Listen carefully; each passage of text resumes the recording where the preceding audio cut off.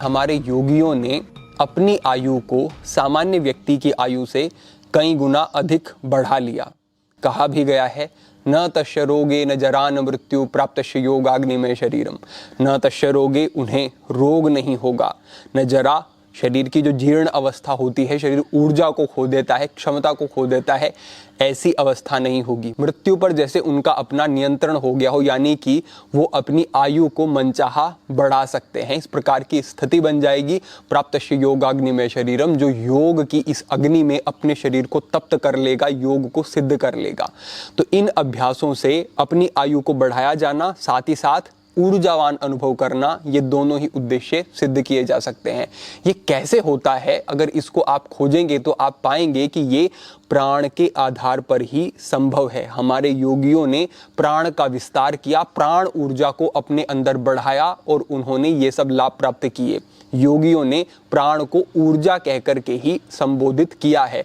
और अगर आपके शरीर में पर्याप्त मात्रा में ऊर्जा होती है तो आप सक्रिय रहते हैं, अच्छा अनुभव करते हैं, अपने कार्यों को ठीक से कर पाते हैं और आपके शरीर के अंदर की जो सुधार प्रक्रियाएं हैं वो ठीक से चलती रहती हैं, जिससे कि आयु का प्रभाव लंबे समय तक आपके ऊपर नहीं होता। ये स्वाभाविक सी बात है। और अगर आप इस बात को आधुनिक सिद्धांतों के आधार पर भी समझते हैं तो आप देखेंगे कि प्रत्येक कोशिका में एक संरचना होती है जिसे माइटोकॉन्ड्रिया कहा जाता है। माइटोकॉन्ड्रिया ही प्रत्येक कोशिका में ऊर्जा का निर्माण करने में उत्तरदायी होता है। जब माइटोकॉन्ड्रिया के पास पर्याप्त मात्रा में ग्लूकोज होता है, उन ग्लूकोज मोलिक्यूल से माइटोकॉन्ड्रिया ऊर्जा का निर्माण करता है, लेकिन वो तब हो पाएगा जब पर्याप्त मात्रा में ऑक्सीजन होगी। अगर ऑक्सीजन नहीं होगी तो ऊर्जा का निर्माण सेलुलर लेवल पर नहीं हो सकता। तो आप समझे कि जितनी प्राणवायु आपके शरीर में है उतनी ही अधिक ऊर्जा का निर्माण किया जा सकता है। और अगर प्रत्येक कोशिका में पर्याप्त मात्रा में ऊर्जा निर्माण की प्रक्रिया ठीक से नहीं चलेगी तो कोशिकाएं मरनी शुरू हो जाती हैं। और जितनी कोशिकाएं ज्यादा नष्ट होंगी उतना ही आप बुढ़ापे की तरफ जाएंगे, उतने ही आपके शरीर के अंग शिथिल होने शुरू हो जाएंगे और ठीक से काम नहीं कर पाएंगे। तो अगर आप प्राणवायु का स्तर शरीर में बढ़ाते हैं तो उससे लाभ प्राप्त होंगे, ये निश्चित आप समझें। लेकिन ये कोई ऐसा अभ्यास नहीं है कि आप सुबह बैठे और आपने कर लिया और दिन भर में फिर आप ध्यान नहीं रख रहे हैं अपनी सांसों की तरफ तो आपको पूर्ण लाभ नहीं मिलेंगे। ऐसा नहीं है लाभ नहीं होंगे, लाभ तो निश्चित होंगे, लेकिन अगर पूर्ण लाभ चाहिए तो जब आप सजग नहीं हैं तब भी आपकी सांसें गहरी चलें, सांसें बेहतर चलें, इसकी तरफ ध्यान देना होगा। लेकिन ये सांसें गहरी क्यों नहीं चलती हैं? आप समझे कि आपके जो लंग्स होते हैं, आपके रिब गेज होते हैं, जब वो टाइट होने शुरू हो जाते हैं, आपकी मसल्स उतनी रिलीज नहीं होती और आपके पूरे शरीर में फैला हुआ जो फैशिया है वो स्टिफ होना शुरू हो जाता है। तो समझें कि वो आपकी छाती को ठीक तरीके से फैलने नहीं देता है। और जितना आपका ये संकुचन होना शुरू हो जाएगा, आपकी छाती ठीक प्रकार से फैलेगी नहीं, आपके कंधे आगे की तरफ झुकने शुरू हो जाएंगे, कमर रीढ़ आपकी मुड़नी शुरू हो जाएगी, तो आप गहरी सांस ले नहीं सकते, ले ही नहीं सकते। आप थोड़ी देर प्रयास पूर्वक लेंगे, फिर से आप उसी पैटर्न में आ जाएंगे और उथली सांसें, छोटी सांसें चलनी शुरू हो जाएंगी। तो जरूरी क्या है? शरीर का अलाइनमेंट ठीक हो, रीढ़ जो कि आपके शरीर का आधार बताई गई है वो ठीक हो। अगर आपने अलाइनमेंट को, पोस्चर को ठीक कर लिया, रीढ़ को ठीक कर लिया और अपने कंधों को पूरा खोल लिया तो आप देखेंगे कि स्वाभाविक ही सांसें बेहतर चलनी शुरू हो जाएंगी। और जब आप कुछ लंबे समय तक बैठते हैं और लंबे समय तक बैठे रहने से आपको शरीर में जकड़न अनुभव होती है, दर्द अनुभव होता है, उसमें भी आपको इन अभ्यासों से बहुत अच्छे लाभ मिलेंगे। आप अपने दूसरे कार्यों के बीच में, ऑफिस में कहीं पर बैठे हैं, तब बीच में रुक करके भी आगामी इस अभ्यास से जो हम अभी बताएंगे उससे आगे का अभ्यास है वो आप कभी भी कर सकते हैं।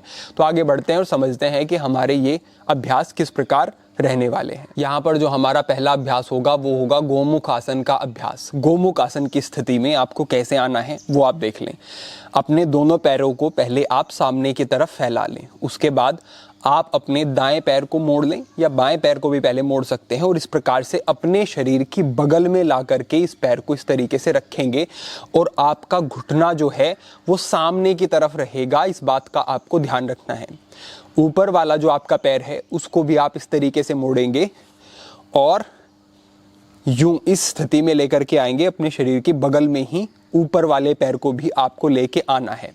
ध्यान रखना है आपको कि जो आपका ऊपर वाला पैर है और जो नीचे वाला पैर है उसके जो घुटने हैं वो एक दूसरे के ऊपर अगर आ सके, जितना संभव हो उतनी कोशिश आपको करनी है।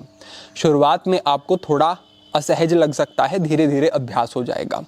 इस तरीके की स्थिति में आने के बाद आपको जो पैर आपका ऊपर है उस तरफ के हाथ को ही पहले ऊपर से लेकर के आना है, और जो आपका नीचे है पैर वो हाथ नीचे से पीछे जाएगा, और फिर पीछे जाते हुए इन दोनों हाथों को पीछे से आपको इस तरीके से लॉक कर लेना है, पकड़ लेना है आपस में। यहाँ पर जाने के बाद आप अनुभव करेंगे कि जो हाथ आपका ऊपर की तरफ से गया है उस साइड में पूरा आपको एक स्ट्रेच अनुभव होगा, एक खिंचाव अनुभव होगा।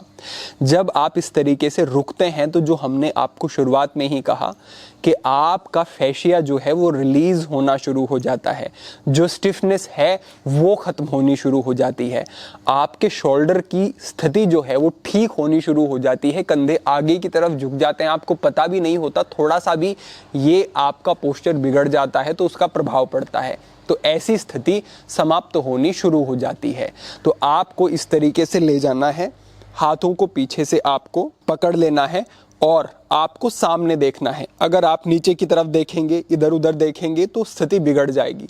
बिल्कुल सामने की तरफ आपको इस तरीके से देखना है और ये आपका जो है एक इस प्रकार का अभ्यास होगा। जितना आप इसको बेहतर करना चाहें उतना ही ऊपर वाले हाथ को थोड़ा थोड़ा पीछे की तरफ खींचना शुरू कर दें। आप देखेंगे कि जब आप ठहर करके, रुक करके इस अभ्यास को कर रहे हैं तो आपको इसमें बहुत अच्छा खिंचाव मिलेगा। और एक विशेष बात का ध्यान रखना है जो आपको सामान्यतः सभी अभ्यासों में रखना चाहिए, लेकिन अभी हमारा जो उद्देश्य है वो है प्राणवायु शरीर में बढ़े। तो यही अभ्यास परम उपयोगी हो जाएंगे जब आप इन अभ्यासों में जा करके, रुक करके 1 मिनट, 2 मिनट, 3 मिनट तक रुक करके गहरे सांस लेंगे, यानी कि सांसों की तरफ विशेष सजगता रखनी है। इन अभ्यासों में गहरी सांस चलती रहे, गहरी सांस चलती रहे तो आप समझें कि ये आपके शरीर में प्राणवायु को बढ़ाने वाले एक बहुत ही सुंदर अभ्यास बन जाएंगे। इस तरीके से आपने इस पैर से कर लिया और इसी तरीके से पैर को बदल करके भी आपको ये अभ्यास कर लेना है। हम केवल एक तरफ से बता रहे हैं जिससे कि कम समय में अधिक जानकारी आप तक पहुंचाई जा सके। इसी तरीके से आपको दूसरा पैर बदल करके भी दूसरा हाथ ऊपर, यानी कि जो पैर ऊपर रहेगा वही हाथ ऊपर से जाएगा, इस प्रकार का ये अभ्यास कर लेना है। तो अब जो अभ्यास हम समझने वाले हैं ये अभ्यास सरल है और बहुत ही उपयोगी है। इस अभ्यास का जो प्रयोग है वो अक्सर हम भी करते हैं। तो किस तरीके से करना है वो देख लें। करना सरल होगा क्योंकि आप इसमें एक वस्तु का सहारा लेकर के अभ्यास को कर रहे हैं। हमने पहले भी ये अभ्यास बताया है लेकिन परम उपयोगी है, तो एक बार अभी आप समझ लें।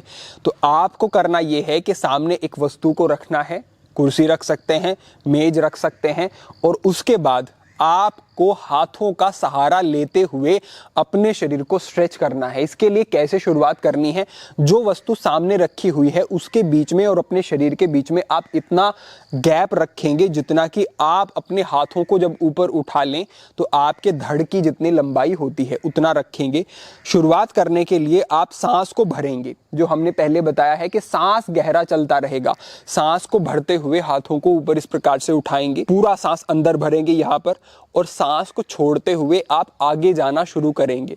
अब आप यहाँ पर देखें जिस तरीके से हम अपनी कमर को सीधा रखते हुए आगे जा पा रहे हैं, इस तरीके से जाना बहुत सारे लोगों के लिए कठिन होगा। उनके पैरों के पीछे उन्हें बहुत ज़्यादा स्ट्रेच अनुभव होना शुरू हो जाएगा, कंधों पर स्टिफनेस लगेगी, कमर मुड़नी शुरू हो जाएगी। इस प्रकार से इस तरीके की स्थितियां बन सकती हैं। इसीलिए हमने सामने इस वस्तु को रख लिया, कुर्सी को रख लिया, और कुर्सी के ऊपर इस तरीके से हम अपने हाथों को जमा लेते हैं। यहाँ पर इस तरीके से आने के बाद आप देखेंगे कि ये अभ्यास बिल्कुल सरल हो जाएगा। यहाँ पर आने के बाद आप जितना चाहें अपनी कमर को खींच सकते हैं, स्ट्रेच कर सकते हैं, और आप यहाँ आएंगे तो आपको अपनी छाती के ऊपर एक बहुत सुंदर स्ट्रेच अनुभव होगा, खुलना शुरू हो जाएगा। और जो ये खिंचाव है यही आपकी स्टिफनेस को कम कर रहा है। अब यहाँ पर आकर के आपको गहरे सांस लेने शुरू करने हैं। गहरे सांस चलते रहें। उथला सांस नहीं, छोटा सांस नहीं, गहरे सांस लेने हैं। इस तरीके की स्थिति में आएंगे और 2 मिनट तक, 3 मिनट तक आप आराम से रुक सकते हैं। ठहरे इस अभ्यास में, तभी आपको लाभ मिलेंगे और गहरे सांस लेते रहें। इस स्थिति में आकर के रुकते हैं और इसके बाद हाथों को हटा लें और अपने पैरों को इस तरीके से पकड़ लेंगे। अब जितना आप कमर को सीधा रखते हुए, कमर को मोड़कर नहीं, कमर को इस तरीके से सीधा रखते हुए, थोड़ा सा ऊपर देखते हुए, जितना आप सरलता से जा सके उतना आगे जाएंगे। जितना आपका शरीर आपको अनुमति दे केवल उतना जाना है। यहां आने के बाद फिर सामान्यतः ऊपर आएंगे और हाथों को उठाते हुए एक बार फिर से अपने शरीर को ऊपर की तरफ तान लेंगे, खींच लेंगे और फिर सामान्य स्थिति में आ जाएंगे। ये अभ्यास करते ही तुरंत एक शांति, तुरंत ऊर्जा का, जो थकान आ गई थी शरीर में, वो जैसे अब समाप्त हो गई। उस तरीके का अनुभव आपको निश्चित रूप से होगा। एक बार करने के बाद फिर इसी प्रकार से जैसे हमने अभी किया, दूसरी बार, फिर तीसरी बार आप कर सकते हैं। 3 बार भी आप ये अभ्यास करते हैं और 2-2 मिनट तक इस अभ्यास में जाकर के रुकते हैं तो बहुत है, पर्याप्त है आपके लिए। आपके पोस्चर पर, आपके अलाइनमेंट पर, आपके शोल्डर पर, स्पाइन पर, रीढ़ पर, आपकी जितना ये अभ्यास काम करेगा, आप कुछ ही दिन में, 1 महीने का अभ्यास भी अगर कर लेते हैं तो स्पष्ट अंतर आपको इस अभ्यास से देखने को मिलने वाले हैं। और जब आप 1 महीना, 2 महीना इन अभ्यासों को जो हमने बताए हैं कर लेंगे तो आप उस स्थिति में आ जाएंगे कि आपका सांस स्वाभाविक गहरा होना शुरू हो जाएगा। आपको ध्यान नहीं रखना होगा, सांस अपने आप ही बेहतर हो जाएगा, अच्छा चलेगा। आपका पोस्चर जब ठीक हो जाता है तो आप स्वतः ही अच्छा अनुभव करते हैं। शरीर में जो दर्द होने शुरू हो जाते हैं वो ठीक हो जाते हैं। कितने आपको लाभ मिल जाएंगे, आप स्पष्ट अंतर देखेंगे। ये सभी अभ्यास करने के बाद आपको बस छोटा सा अभ्यास ये कर लेना है कि आपको सहजता से बैठ जाना है, कमर को सीधा करके। आप पद्मासन की स्थिति में बैठ पाएं तो और बेहतर रहेगा आपके लिए। इस प्रकार बैठ करके आपको गहरे सांस लेने हैं, केवल इतना करना है। पूरा सांस अंदर, पूरा सांस जब अंदर जाएगा तो आपकी छाती फैलेगी, पेट कुछ बाहर आएगा, सांस को बाहर छोड़ेंगे तो आप पूरा उसे एक्सेल करें। थोड़ा सांस भी अंदर ना बचेगी, पूरा गहरा सांस आपको लेना है। केवल इतना करना है। सुबह, संध्या में ये जो सभी अभ्यास हमने बताए और अंत में गहरा सांस बाद में ये करना है, क्योंकि इससे क्या होगा कि पहले अभ्यास करने से आपकी छाती ज़्यादा फैलेगी, आपके लंग्स ज़्यादा खुलेंगे, ज़्यादा प्राणवायु का संचय शरीर में हो सकेगा, ज़्यादा अच्छे लाभ मिलेंगे। तो पहले अभ्यास, उसके बाद आपको ये गहरा सांस लेने का अभ्यास करना है। इतना मात्र करने से आप बहुत अधिक योग अभ्यास अगर नहीं कर पाते हैं, किसी वजह से पूर्ण अभ्यास क्रम नहीं आप फॉलो कर पाते हैं, तो आप केवल इतना कर लें। आप यकीन माने, केवल एक पक्ष पे नहीं, जीवन के अनेक पक्षों पर आपको बड़े सुंदर, बड़े अद्भुत, बड़े अच्छे लाभ देखने को मिलेंगे इन सब चीज़ों से। तो ये मार्गदर्शन कोई कठिन नहीं है, सरल है। बस इसमें क्या चाहिए? धैर्य और विश्वास। जब आप धैर्य से इन अभ्यासों को करेंगे और समझेंगे तो आपको बहुत सुंदर लाभ इनसे निश्चित रूप से, हम कह सकते हैं, मिलने वाले हैं। योग बड़ा प्रभावशाली है, इसके महत्व को समझें, अभ्यास करें, शरीर को स्वस्थ रखें और अपने धन को व्यय ना करें दवाइयों में, दूसरी स्थानों पर डॉक्टर्स के पास जा कर के। आप खुद ही अपने शरीर को बेहतर बना सकते हैं। अपेक्षा है आज का मार्गदर्शन आपको ठीक प्रकार से समझ आ गया होगा। भविष्य में अन्य महत्वपूर्ण विषयों पर मार्गदर्शन होता रहेगा। सभी के लिए प्रार्थना, सभी के लिए मंगल कामना। आज के लिए इतना ही। ओम नमः शिवाय।